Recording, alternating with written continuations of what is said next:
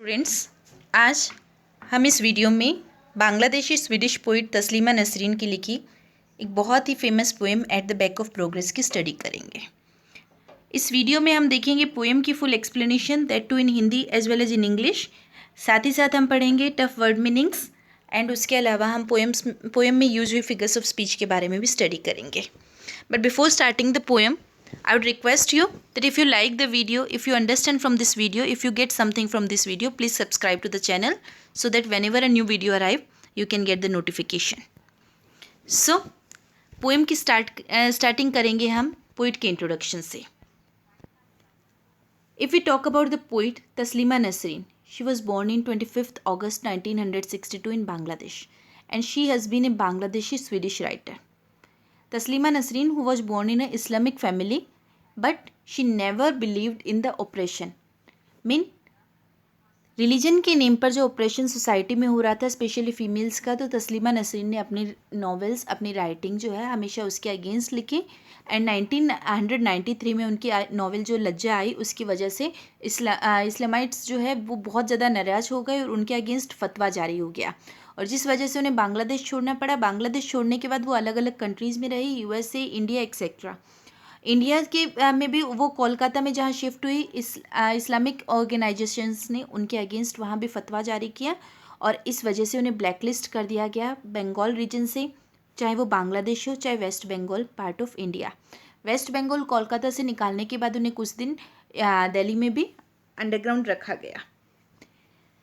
नसरीन के पास dual citizenship है, Bangladeshi and Swedish, but उनका बांग्लादेशी पासपोर्ट जो है रिवोक कर दिया गया और वो चाहकर भी अपनी कंट्री में वापस नहीं जा सकती। अब हम बात करते हैं इस famous poem at the back of progress. At the back of progress, through very simple words, poet ने डिस्क्राइब किए सोसाइटी की हम कह सकते हैं तीन लेवल्स को। The first level, that is the level of some bureaucrat, कोई अधिकारी जो बहुत हाईएस्ट ऑफिस में है। And second one is a middle class person जो एक नॉर्मल जॉब कर रहा है। And third one, that is a tea staller. And तीनों लेवल को रिप्रेजेंट करने के बाद पोइट ने जो है वो दिखाया है कि चाहे सोसाइटी का कोई भी लेवल क्यों ना हो, but the man are always interested in dominating the women of their Holmes.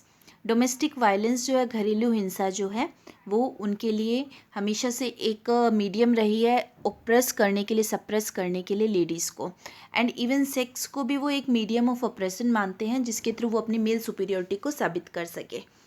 So now will start the poem. And in the very beginning of poem, the poet is describing the first level of society.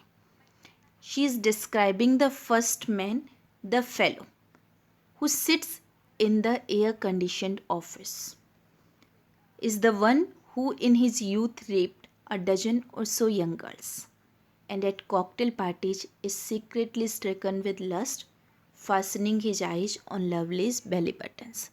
Here, in these lines, the poet is speaking about a fellow.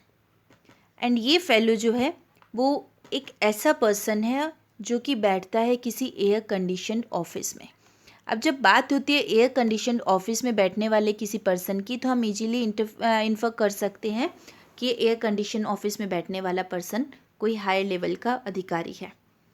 लेकिन ये person वही है, is the one who in his youth, जिसने अपने youth में, अपनी युवावस्था में रेप्ड अ डजन और सो यंग गर्ल्स, रेप किया था एक दर्जन या उससे भी ज़्यादा यंग गर्ल्स को, युवा लड़कियों को उसने रेप किया है अपनी यंग एज में। एंड एट कॉकटेल पार्टीज, आज जबकि वो अपनी अडल्ट एज में आ गया है, आज भी कॉकटेल पार्टीज जो होती है, कॉकटेल पार्टीज होती है, wine parties, drink parties, is secretly stricken with lust. Secretly मतलब गुपचुप रूप से, stricken with lust, stricken with lust, वो लस्ट से भरा हुआ, लस्ट से भरे होने का मीनिंग ले सकते हैं कि उसके अंदर एक स्ट्रॉन्ग डिजायर है टू हैव सेक्शुअल रिलेशनशिप। और किससे? Fastening his eyes on lovelies belly buttons, आज भी वो वहाँ चुपके चुपके। और ये चुपके चुपके क्यों? क्योंकि वो सोसाइटी के एक रेप्यूटेड क्लास से बिलोंग करता है, वो ये सब कुछ ओपनली नहीं कर सकता, इसलिए वो चुपके चुपके फासन करता है, अटैच करता है, अपनी आंखों को कनेक्ट करता है lovelies belly buttons. Lovelies mean beautiful girls and belly buttons mean navels, navels यानी नाभि। आज भी पार्टीज़ में जो काम वो सबके सामने नहीं कर सकता, वो चुपके चुपके जो है सुंदर सुंदर लड़कियों की नेवल को, उनकी बेली बटन्स को देखता है। तो फर्स्ट स्टेंजा में पोइट जो है that she is representing a fellow from a high class society and she is saying कि ये पर्सन जो है वो किसी एयर कंडीशन ऑफिस में बैठा हुआ ये पर्सन है जो आज सोसाइटी में बहुत अच्छे कद पर है, लेकिन ये वही पर्सन है जिसने अपने यूथ में, अपनी युवावस्था में बहुत सारे यंग गर्ल्स को एक्सप्लॉइट किया था, फिजिकली एक्सप्लॉइट किया था, और इवन आज भी, क्योंकि वो सोसाइटी में सबके सामने नहीं कर सकता, उसकी एक इमेज है, लेकिन चुपके चुपके वो जो है कॉकटेल पार्टीज़ में ब्यूटीफुल यंग गर्ल्स को घूरता रहता है, उसके मन में उनके लिए लस्ट भरी हुई है। इन 5-star hotels he tries out his different sexual tests with a variety of women। और ये मैन ओपनली नहीं बल्कि 5-star होटल्स के रूम्स में Chupke Chupke he tries out his different sexual tests with a variety of women। वो अलग अलग तरह की वुमेन के साथ, अलग अलग तरह की औरतों के साथ डिफरेंट सेक्शुअल टेस्ट्स को ट्राई करता है। Mean he is a kind of person who visit many females for just for sex then returns home. और यही पर्सन अपने होम में जब लौटता है, अपने घर जब लौटता है एंड बीट्स हिज वाइफ, तो वो अपनी वाइफ को बीट करता है।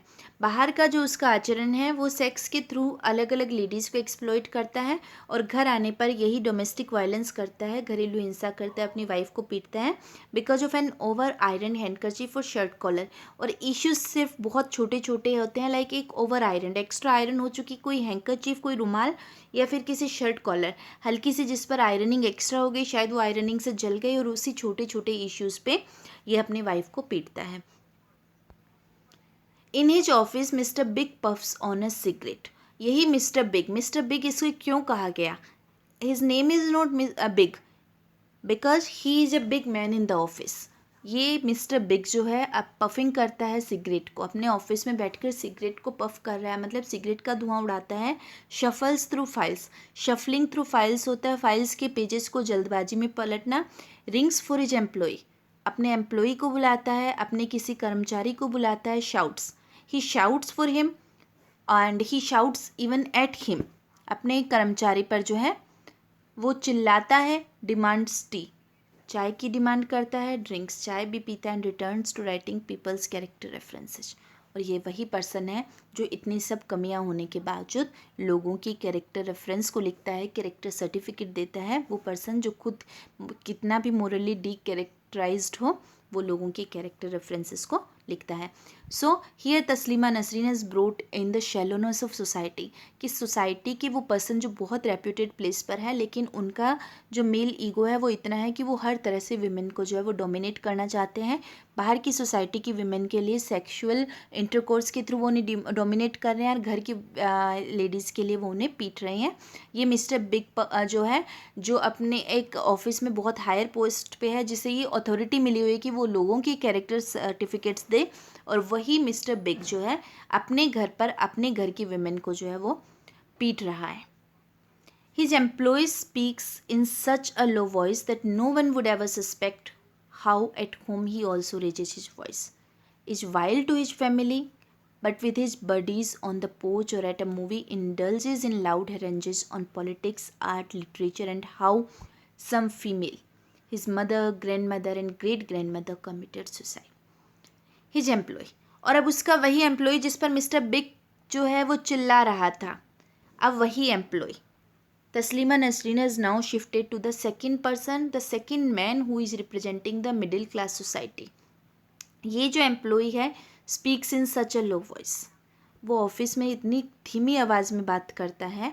ऑफिस में उसका जो बिहेवियर है, उसका जो रिप्रेजेंटेशन है, जो उस अपने आप को रिप्रेजेंट करता है, वो इतना लो वॉइस में है that no one would ever suspect, कि बाहर के किसी इंसान को तो सस्पेक्ट यानी डाउट भी नहीं हो सकता हाउ एट होम, कि ये पर्सन घर पर he also raises his voice, ये भी अपनी आवाज़ उठाता है, मतलब घर के लोगों को ये भी डोमिनेट करता है।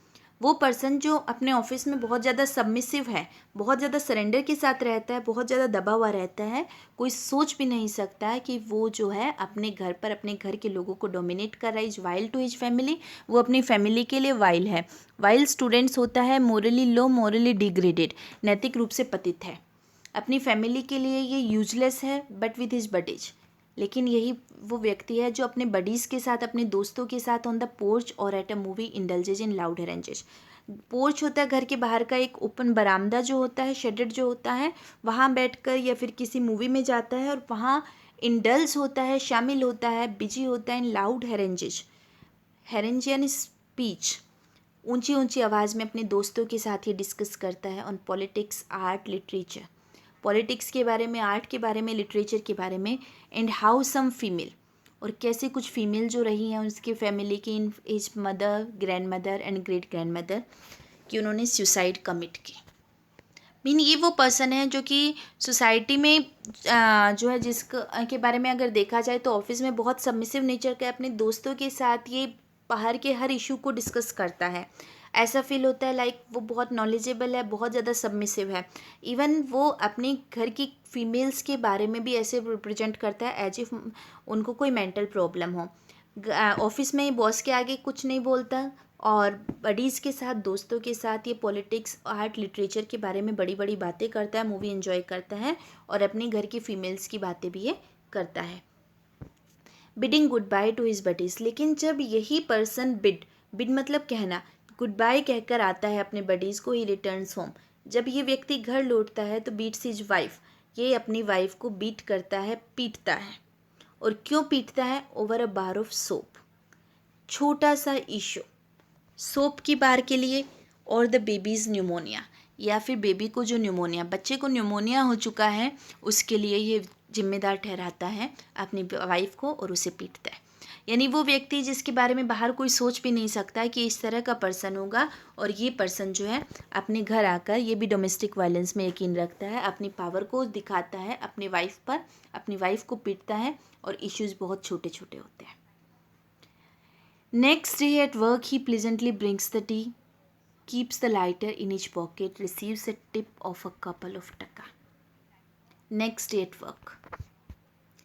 Now Taslima Nasreen is shifting to the third person.